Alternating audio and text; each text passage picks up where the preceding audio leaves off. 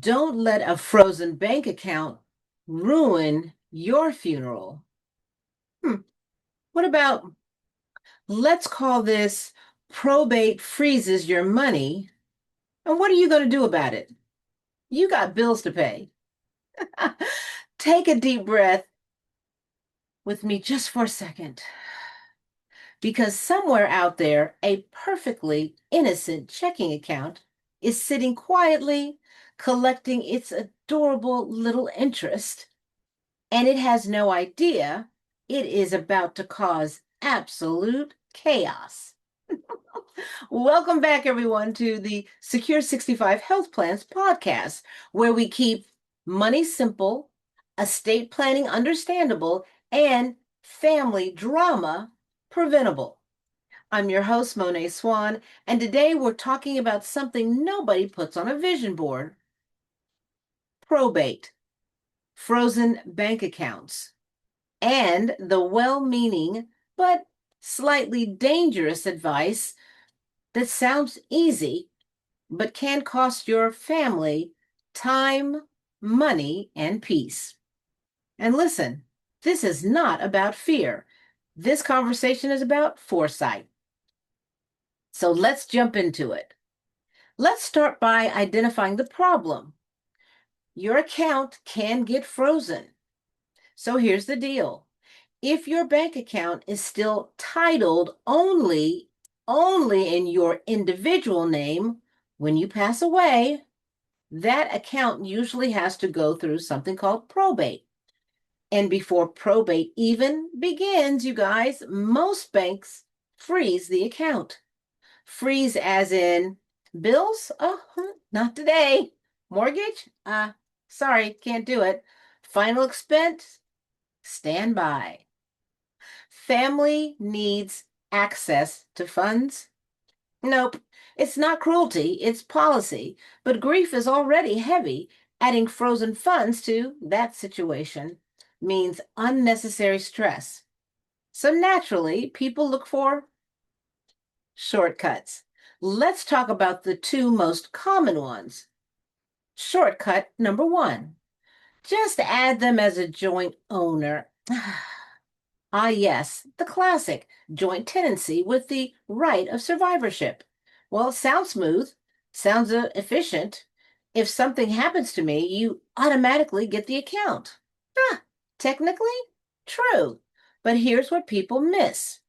When you add someone as a joint owner, you're not just giving them access, you guys, you're giving them ownership. Yeah.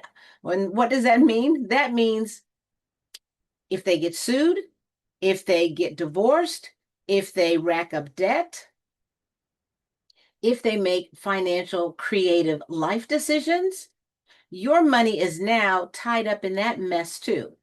And let's add some family seasoning to it, shall we? If you have two children, but only one added for convenience, well, when you pass, legally, that account belongs to the one you added, and it is not split evenly.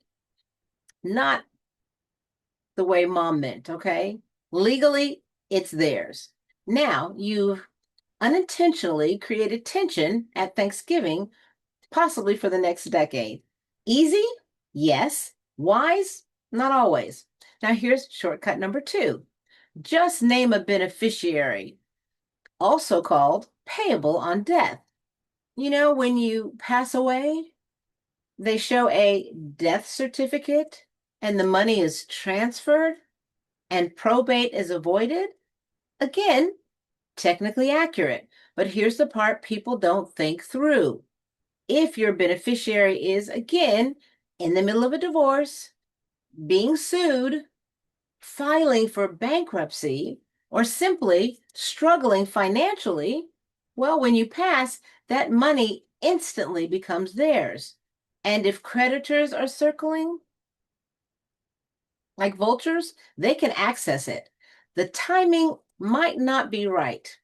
And estate planning is often just as much about timing as much as distributions. These are when the beneficiary designations make sense. But as a blanket strategy, it can create exposure. So let's talk about a much stronger strategy. Ah, you guessed it, a living trust.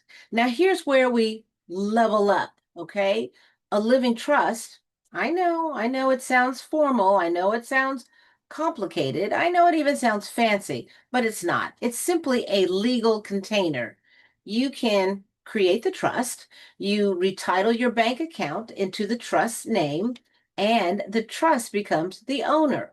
Now, here's the powerful part. When you pass away, your trust does not.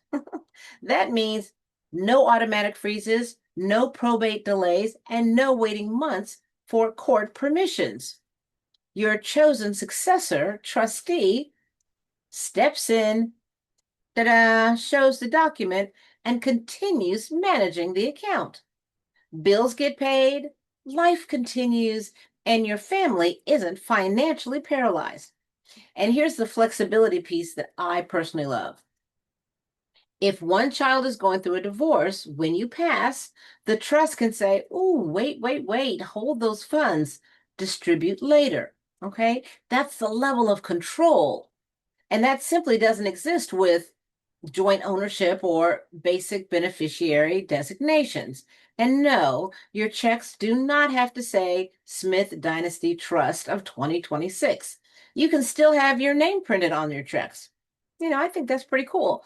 And this is about structure, you guys. This is not about making a public announcement about a trust. Now, let me give you a quick reality check and let's clear up one more common misunderstanding. A will does not avoid probate.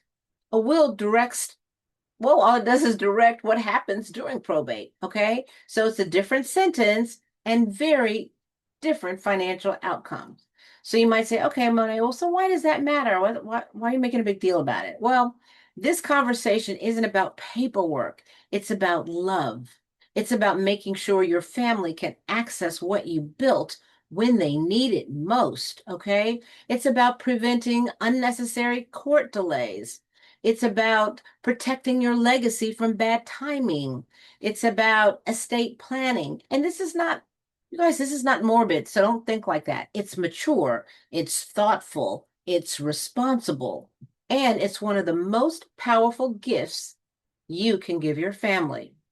So here's your assignment for this week. Oh, you didn't think you'd get one, right? Well, here it is. Number one, look at how your bank accounts are titled. Number two, review your beneficiary designations. Number three, if you don't have a trust, talk to a qualified estate planning attorney in your state or call us. And as one of our clients, we will set you up with an appointment with one. And then lastly, number four, if you have one, make sure your accounts are actually funded, okay?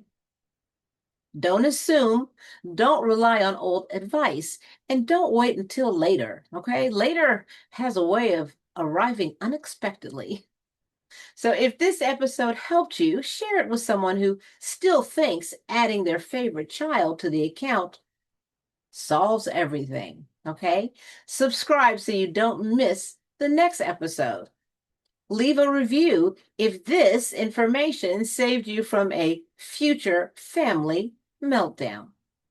You guys, you work too hard to let your bank account create chaos after you're gone. Okay, so do the right thing, plan wisely, protect intentionally, and build a legacy that continues smoothly, even when you're not here to manage it. Until next time, stay informed, stay protected, and keep your money from attending court without you. Love you guys. Take care. All right. Bye.